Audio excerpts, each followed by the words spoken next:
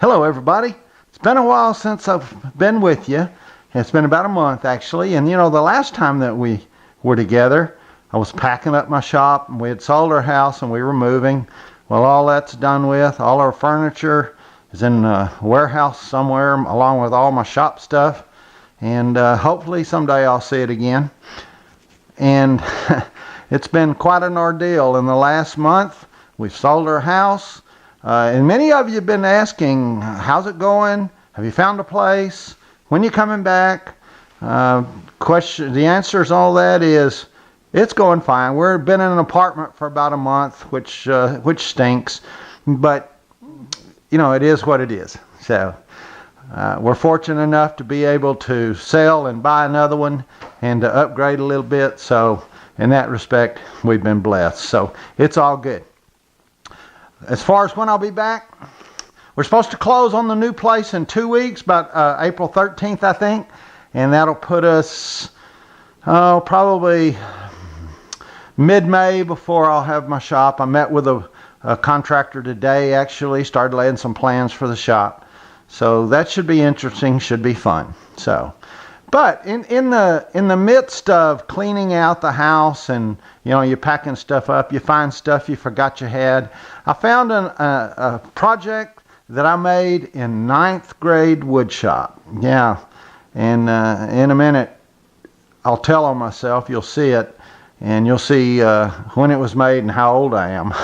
So, but anyway, I thought it might interest you. Take a look at this little project. In our move, I found this old piece. This is a secretary, a writing secretary that I made in 9th grade wood shop. The finish is held up remarkable. It was mahogany. If I remember right, I actually used a red wood filler in the open grain mahogany, and then it's apparently a varnish of some kind, and it is held up remarkably well. This was in the 9th grade when I didn't know anything about woodworking hardly. It just started, and the hinges were mortised in. This was all by hand, and we have still a nice finish on the inside. But, and here's where the beginning and rookiness shows. On the side, you can see it split. That's because there wasn't any joinery used. This was all butt jointed.